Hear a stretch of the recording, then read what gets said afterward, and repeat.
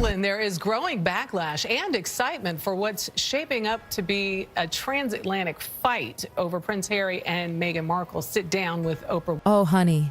This is the kind of Hollywood backroom drama that makes you lean in and clutch your pearls. Meghan Markle, yes, the Duchess who once had the world eating out of the palm of her hand, is now facing a gut punch she never saw coming. After riding that massive wave of global sympathy from her explosive 2021 Oprah interview, Meghan thought she could stroll right back into Oprah's world armed with a brand new pitch. This time, she wanted a second sit-down, a stage to clarify her side of all those messy recent headlines. But instead of that warm, glowing Oprah welcome she was banking on, what did she get? A firm, polite, very final number. And for a woman who's made a career out of controlling her own narrative, this wasn't just rejection. It was a public slap in the face. And make no mistake, Oprah's refusal wasn't just a little hiccup in Meghan's master plan. This was a devastating blow to her media strategy, a flashing neon sign that even her most powerful allies may be getting tired of standing in her corner. And that's just the first red flag, darling. Buckle up. Will be seen right here on CBS.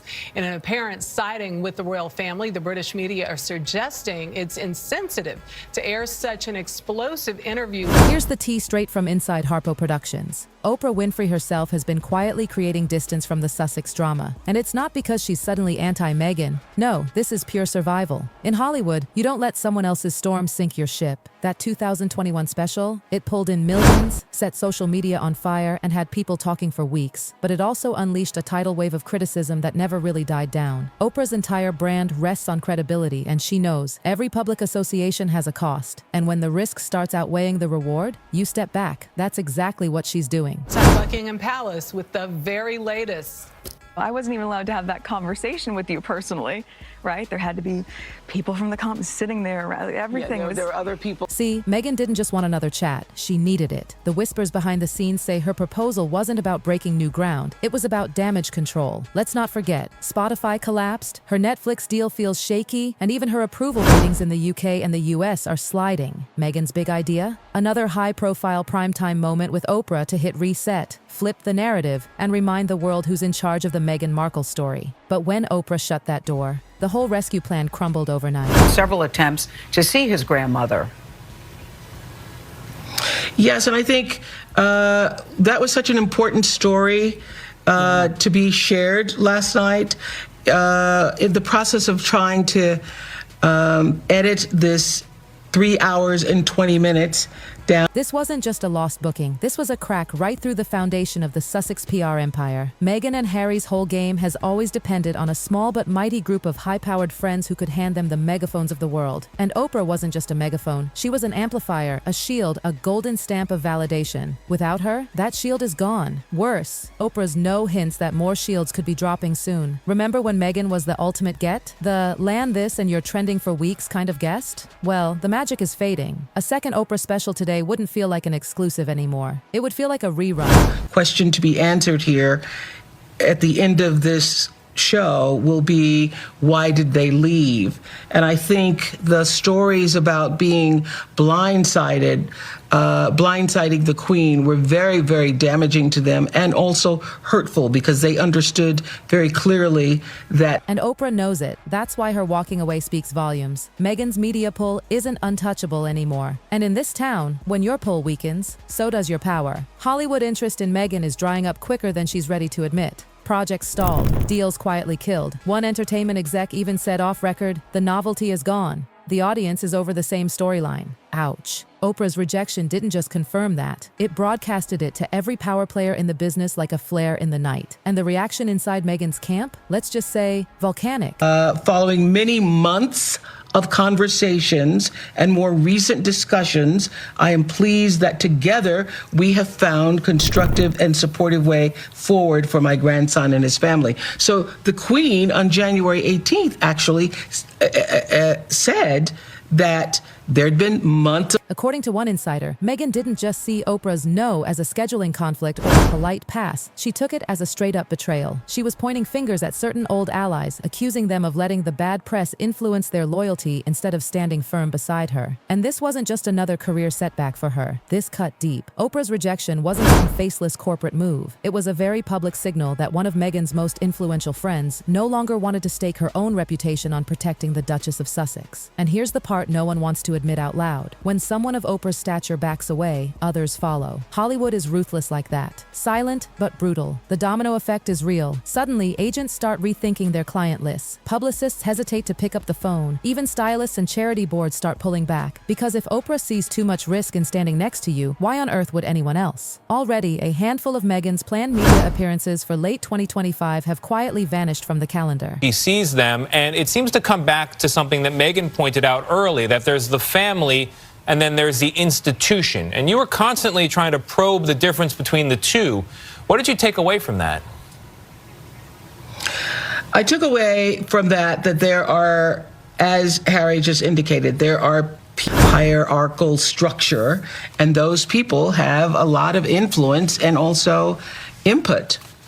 You get I mean, you mentioned last night, Oprah, that you watch The Crown. I do too. You get a sense of that in The Crown, that actually there is almost kind of like a deep state within the monarchy that actually runs them. The truth? Industry folks won't say it in public, but behind closed doors, Meghan's name is no longer met with excitement. It's met with hesitation. That's a deadly shift in PR land. The audience hasn't forgotten that first Oprah interview, and honestly, that's part of the problem. Back in 2021, the special was one of the most watched events of the decade, sure, but the aftermath? Messy. Every claim they made got dissected, fact-checked, and in some cases, straight up challenged. And here's the kicker. Meghan's refusal to clarify certain points only made the whispers grow louder. A second sit-down wouldn't be a fresh start. It would be like ripping open old wounds for the world to pick at again. And Oprah, she knows that kind of exposure could hurt her own credibility just as much as Meghan's. That's why this rejection isn't just a closed door. It's a flashing warning light for anyone else in that league. They agreed to do it, wanted to do it, were ready to do it, because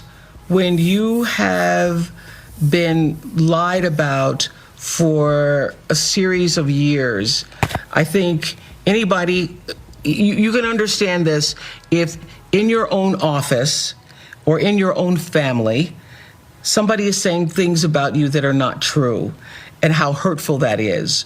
Or if you're online and you read the comments from something that somebody has said about you and you continue to see those comments. Think about it. The Gayle Kings, the Ellen DeGenereses, the Trevor Noahs, the big platform players. Oprah stepping back is her way of saying, this story, too risky. And trust me, that sentiment spreads in elite media circles faster than a red carpet rumor. Before long, it hardens into industry consensus. Meghan could soon find that the same A-list talk show circuit she used to breeze through now won't even pick up the phone. Because this isn't just about one interview, it's a snapshot of the bigger picture. Meghan built her post-royal identity on two pillars, the right to tell her own story and the star power to make the whole world listen. But losing Oprah as her megaphone, that's like pulling bricks out from under the foundation. Without that platform, she risks fading into the background noise of Hollywood's never-ending celebrity churn. And in this business, once you start cooling off, it's practically a death sentence for your career. Meghan's swagger used to come from knowing she was bulletproof in the court of public opinion. That 2021 interview cemented her as a headline queen. But Oprah's refusal now? It's a flashing neon sign saying she's no longer too big to fail. Once that aura is gone, every single PR blunder, every snarky headline, every awkward red carpet moment hits 10 times harder. In Hollywood, when people stop fearing the cost of saying no to you, your influence has already slipped. Now here's where it gets even more telling. Industry whispers say Meghan wanted this second Oprah special to be her grand comeback moment, maybe even a launchpad for a brand new project. But Oprah saw too many red flags, unresolved controversies, media oversaturation, and an audience that's way less forgiving than they were in 2021. And it wasn't just a personal disconnect, it was a clash in philosophy. Oprah's entire brand is about lifting people up. Meghan's recent narrative, too steeped in defensiveness, too laced with score settling to fit the vibe Oprah's audience comes for. Without that big, safe Oprah platform, Meghan's choices shrink fast. We're talking smaller networks, less control over editing, and interviewers who aren't there to protect her image. And in this industry, once you start trading down on media exposure, the shift from power player to struggling ex-star happens in the blink of an eye. The entertainment world doesn't run on loyalty, it runs on numbers. Meghan's value to networks, streaming giants, and glossy magazine covers was always tied to her ability to pull in massive attention, whether it was glowing praise or fiery controversy. But if that attention starts looking unstable, if it doesn't translate into safe ratings or profitable deals, she's no longer an asset. She's a risk. And Oprah? She didn't make this decision out of spite. This was the cold math of survival. The most stinging irony, Meghan once used Oprah as the ultimate symbol of her media power. The friend who could help her seize control of the narrative anytime she wanted. Now, Oprah's refusal has become part of the very narrative Meghan's desperate to escape. It screams that the Sussex shine is fading, that allies are stepping away, and that her cultural pull is slipping. If Meghan doesn't make a bold, strategic pivot, fast, this could be the moment people point to years from now as the start of her fall from headline royalty to a cautionary tale. A tumble fueled by overreach, missteps, and an exhausting need to micromanage every detail of a story the public no longer feels compelled to believe. The Oprah snub isn't just a missed booking, it's a shift in the celebrity power balance.